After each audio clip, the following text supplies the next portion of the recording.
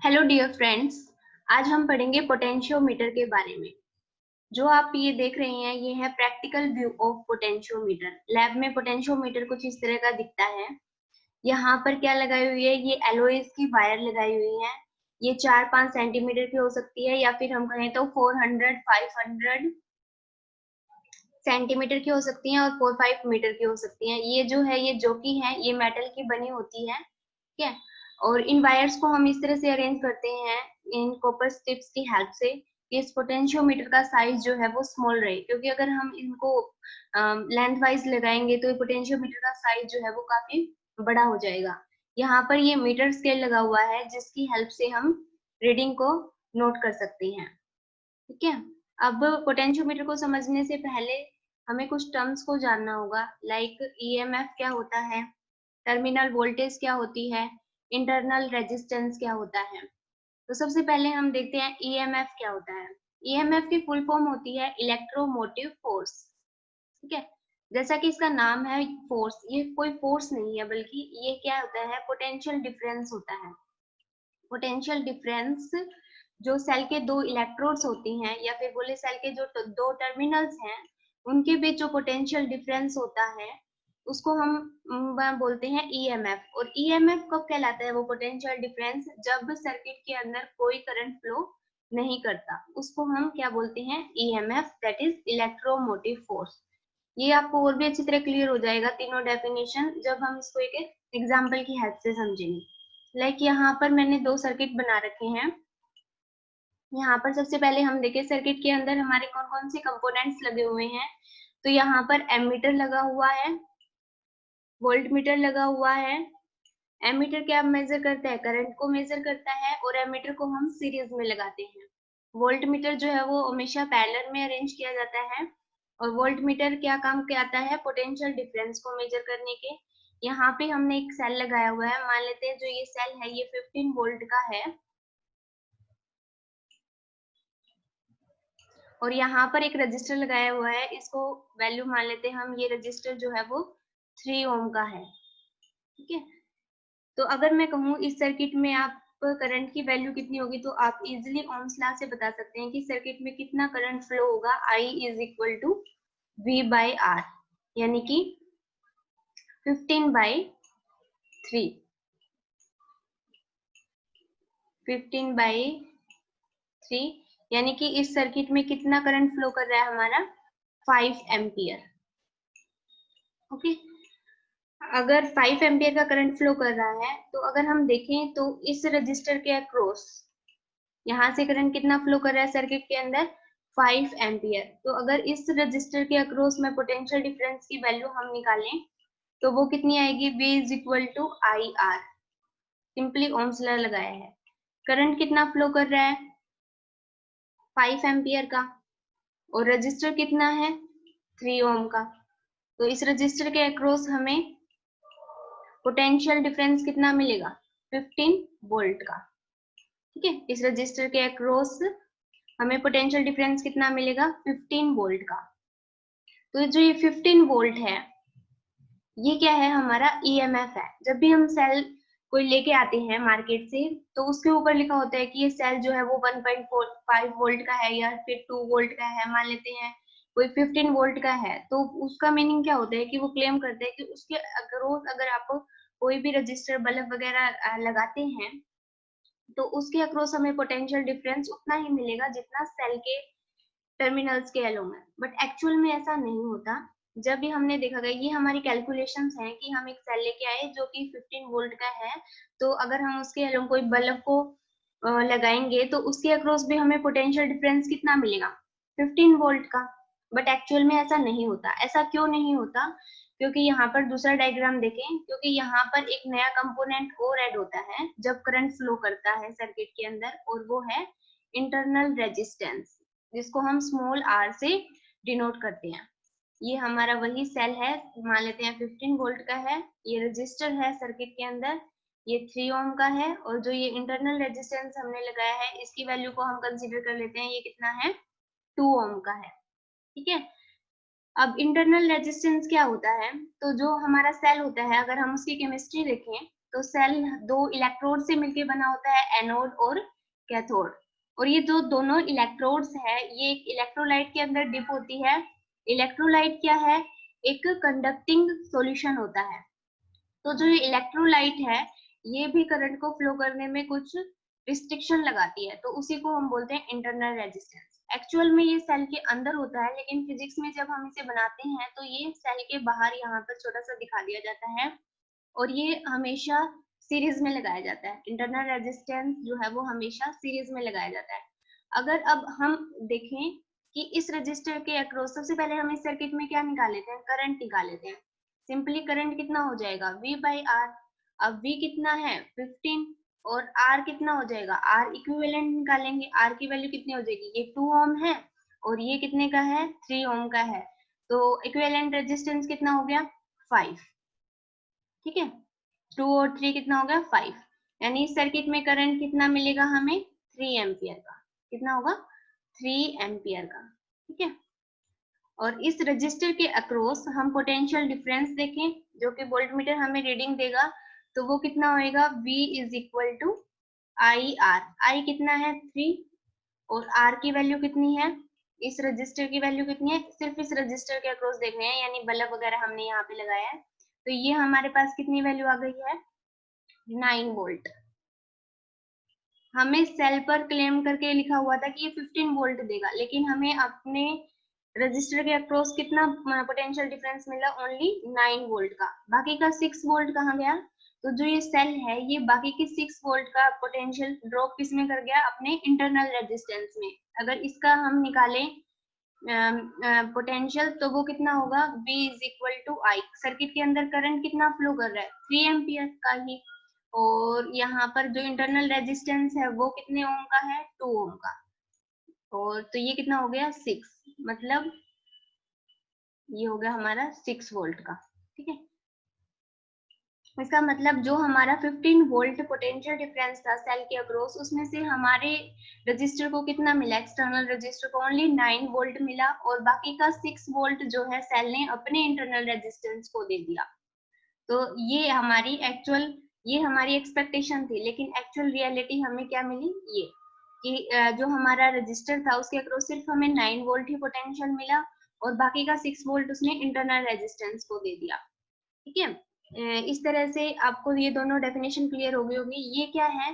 15 volt हमारा EMF है और यहाँ पर 6, यहाँ पर ये 2 ओम का क्या है? इंटरनल रेजिस्टेंस है। ईएमएफ और इंटरनल रेजिस्टेंस ये हो गया।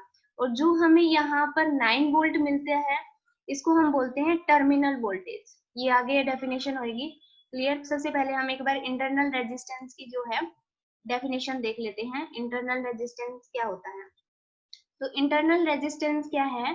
ये ऑब्स्ट्रक्शन है for the flow of current offered by the electrolyte present between the two electrodes of the cell. ये मैंने आपको बता ही दिया कि इंटरनल रेजिस्टेंस क्या होता है। सेल में 2 इलेक्ट्रोड्स होती हैं, कैथोड एनोड, और जो ये इलेक्ट्रोलाइट में डिप होती है। ठीक है, और जो ये इलेक्ट्रोलाइट है ये करंट को फ्लो करने में कुछ ऑब्स्ट्रक्शन देता है, उसी को हम क्या बोलते हैं? इंटरनल रेजिस्टेंस, और इसको हम स्मॉल r से डिनोट करते हैं। ठीक है, इंटरनल रेजिस्टेंस हो गया। अब हमारे पास आती है थर्ड टर्म जो कि है टर्मिनल वोल्टेज। टर्मिनल वोल्टेज क्या होती है?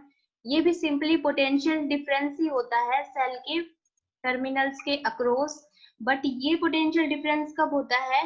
जब हम उस सर्किट में से करंट चलना शुरू हो जाता है, उस टाइम जो पोटेंशियल डिफरेंस होता है उसको हम बोलते हैं टर्मिनल वोल्टेज।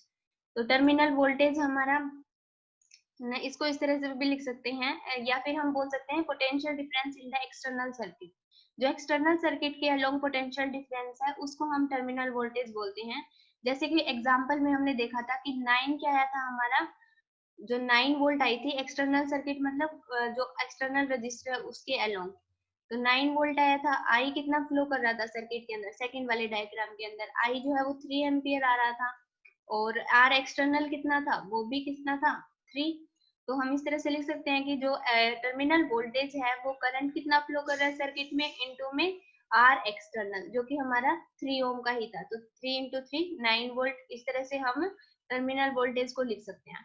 और एक इक्वेशन हम इस तरह भी लिख सकते हैं सेकंड, कि जो हमारा टर्मिनल वोल्टेज है वो किसके इक्वल हो जाएगा, 9 आया था एग्जाम्पल में हम समझे तो, ईएमएफ कितना था हमारा 15, और ये आई कितना है हमारा सर्किट में 3 गया हुआ था, और इंटरनल रेजिस्टेंस स्मॉल आर क्या है, इंटरनल रेजिस्टेंस, तो 15 माइनस 6 9। तो इंटरनल वोल्टेज को हम इस तरह भी लिख सकते हैं। अब इन फर्स्ट और सेकंड इक्वेशन को अगर हम कंपेयर करेंगे तो यहाँ से हम किसकी वैल्यू निकाल सकते हैं, यहाँ आई आर एक्सटर्नल इसकी क्या है, लेफ्ट हैंड साइड इक्वल है तो राइट हैंड साइड को भी इक्वल कर सकते हैं, I R external equal to E minus I R के इक्वल हो जाएगा, यहाँ से हम इसको प्लस इधर ले आएंगे, E इक्वल टू दिस, इन दोनों में से हम I कॉमन लेंगे तो सर्किट के अंदर करंट की वैल्यू कितनी आ जाएगी हमारे पास, सिंपली ये भी क्या है, एक ओम्स लॉ ही तो है, I is equal to EMF, मतलब पोटेंशियल डिफरेंस कितना था 15, और दोनों रजिस्टर्स किस में थे, सीरीज में, R कैपिटल R कितने था 3 ओम का, और स्मॉल r कितना था हमारा 2 ओम का, तो सिंपल कितना हो गया 5 15 करेंगे तो 3 एम्पियर। तो हमने ये एग्जांपल में भी देखा था करंट कितना फ्लो कर रहा था 3 एम्पियर। अब हम आते हैं हमारा जो मेन टॉपिक है आज का, पोटेंशियोमीटर। पोटेंशियोमीटर क्या है, तो पोटेंशियोमीटर जो है वो एक इलेक्ट्रिकल डिवाइस है, इलेक्ट्रिकल इंस्ट्रूमेंट है जिसकी हेल्प से हम क्या कर सकते हैं, पोटेंशियल डिफरेंस को मेजर कर सकते हैं। अभी हमने देखा कि पोटेंशियल डिफरेंस तो जो है वो वोल्ट मीटर से भी हम मेजर कर सकते हैं। वोल्ट मीटर का हम इसलिए यूज करते हैं क्योंकि वोल्ट मीटर जो है वो स्मॉल साइज का होता है और इजीली पोर्टेबल होता है, पर जब हमें एक्यूरेट वैल्यू चाहिए होती है पोटेंशियल डिफरेंस की, तब हम पोटेंशियोमीटर की हेल्प से रीडिंग लेते हैं। तो पोटेंशियोमीटर की और भी हमारे पास एप्लीकेशंस हैं, 3 एप्लीकेशंस हैं यहाँ पर पोटेंशियोमीटर की। पोटेंशियोमीटर की हेल्प से हम क्या कर सकते हैं, ईएमएफ किसी भी सेल का फाइंड आउट कर सकते हैं, 2 सेल के ईएमएफ को कंपेयर कर सकते हैं, और इंटरनल रेजिस्टेंस किसी भी सर्किट का हम पोटेंशियोमीटर की हेल्प से निकाल सकते हैं। तो इस वीडियो में केवल हम ये पहली एप्लीकेशन को ही डिस्कस करेंगे, to measure the EMF of a cell. ठीक है, तो ये कैसे फाइंड आउट करते हैं, इसके लिए हम इसका बेसिक प्रिंसिपल देखते हैं। जो पहले पोटेंशियोमीटर की डेफिनेशन देख लेते हैं। It is measure of long wire of few metres. Potentiometer जैसा कि मैंने आपको प्रैक्टिकल में व्यू में ही दिखाया था कि जो आपकी वायर है वो 4-5 मीटर की हो सकती है या 400-500 सेंटीमीटर की हो सकती है, और लेकिन सभी वायर्स का जो एरिया है वो यूनिफॉर्म होना चाहिए। फिर एक टर्म आती है कि पोटेंशियल ग्रेडियंट क्या होता है, तो पोटेंशियल ग्रेडियंट को हम K से डिनोट करते हैं। ये simply potential across wire per unit length होता है, मतलब पोटेंशियल L लेंथ की वायर के अक्रॉस कितना पोटेंशियल डिफरेंस है उसको हम पोटेंशियल ग्रेडियंट बोलते हैं। ये टर्म आपको आगे और भी क्लियर हो जाएगी। जो पोटेंशियोमीटर है वो हमारा नल पॉइंट मेथड पर काम करता है। अब ये नल पॉइंट क्या होता है, तो नल पॉइंट एक ऐसा पॉइंट होता है जिसके ऊपर गैल्वेनोमीटर जो है वो जीरो डिफ्लेक्शन शो करता है, मतलब उस पॉइंट के ऊपर उस ब्रांच में से कोई करंट फ्लो नहीं हो रहा।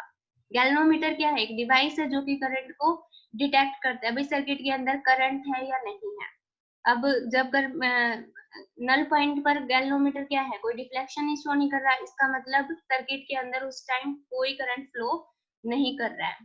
ठीक है, तो इसके लिए हम इसका पोटेंशियोमीटर का एक बेसिक प्रिंसिपल देखते हैं, ये किस पे काम करता है।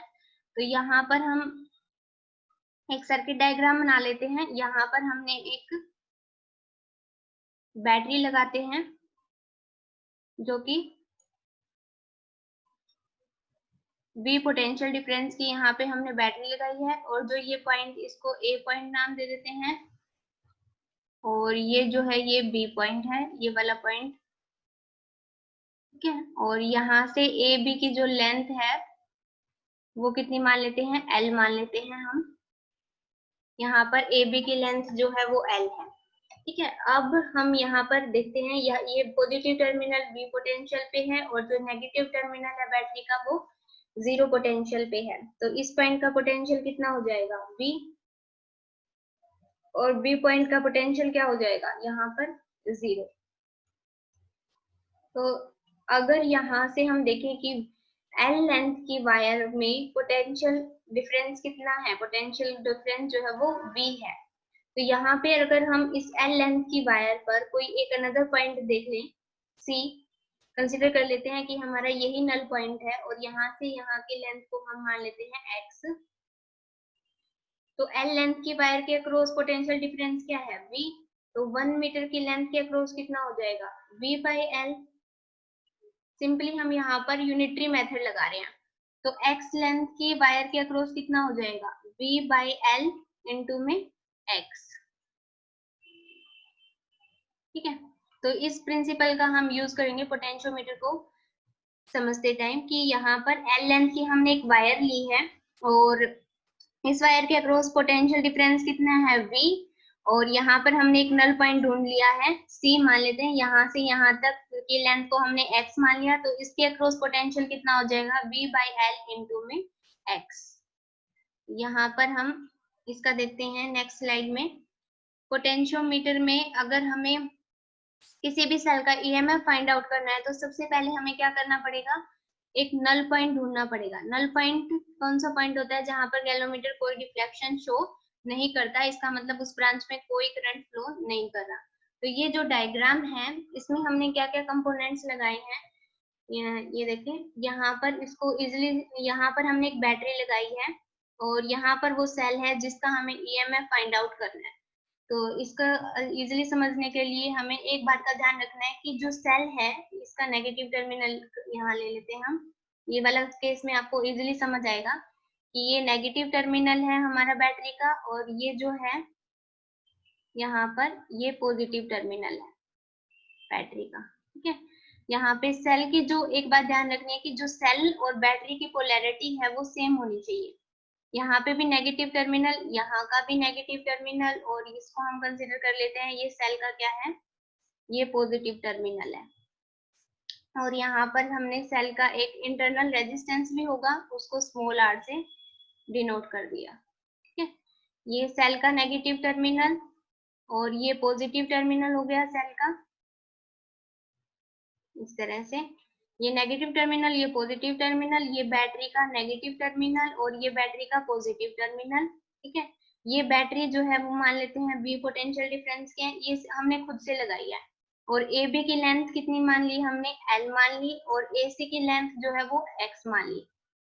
यहाँ पर हमने गैल्वेनोमीटर अटैच कर दिया है और गैल्वेनोमीटर के साथ हमने ये यहाँ से जोकी अटैच किया है। तो जोकी की हेल्प से हमने ये सी पॉइंट जो है वो नल पॉइंट ढूंढ लिया। नल पॉइंट का मीनिंग यहाँ पर करंट कितना है इस ब्रांच में, 0। ओके, यहाँ पे करंट 0 है, इसका मतलब पीछे से भी करंट नहीं आ रहा, यहाँ पे भी करंट कितना होगा, 0 है, क्योंकि यहाँ पीछे से करंट आता तभी तो इस ब्रांच में क्या है, करंट 0 होता, मतलब यहाँ पे भी करंट कितना है, 0 है।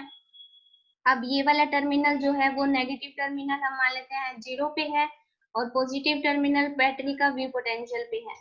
तो जब हमें पता है कि वायर में कोई कंपोनेंट नहीं आता तो पोटेंशियल सेम रहता है, यहाँ पर 0, तो यहाँ पर भी कितना होगा, 0, और इस पॉइंट पर भी पोटेंशियल कितना होगा, 0।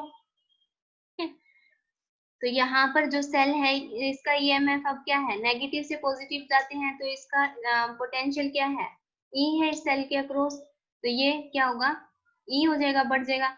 और इस रजिस्टर के अक्रॉस क्या होगा पोटेंशियल, जैसे कि कोई रजिस्टर है हमारे पास जिसमें से आई करंट फ्लो कर रहा है, तो इसका अक्रॉस पोटेंशियल कितना होता है, ये स्मॉल आर इसका रजिस्टर है, तो वी कितना होता है, आई आर, मतलब इतना पोटेंशियल ड्रॉप होता है रजिस्टर के अक्रॉस। क्या यहाँ पर रजिस्टर के अक्रॉस पोटेंशियल का ड्रॉप होगा, नहीं होगा, क्योंकि यहाँ पर जो आई की वैल्यू है वो तो क्या है, 0 है। इसलिए इसमें जितना पोटेंशियल सेल का है ई, उतना ही पोटेंशियल यहाँ पे रहेगा ई, उतना ही पोटेंशियल इस पॉइंट पे ई रहेगा, और उतना ही पोटेंशियल यहाँ पर सी पॉइंट पर भी रहेगा। ओके, मतलब यहाँ पे करंट 0 होने का क्या मतलब है कि जो पोटेंशियल AC का है वही पोटेंशियल यहाँ पर पॉइंट मान लेते हैं कंसीडर X और Y का भी होगा, जब इनमें कोई पोटेंशियल डिफरेंस ही नहीं है, पोटेंशियल सेम है दोनों का, इसलिए इस ब्रांच में कोई करंट फ्लो नहीं हो रहा है ना।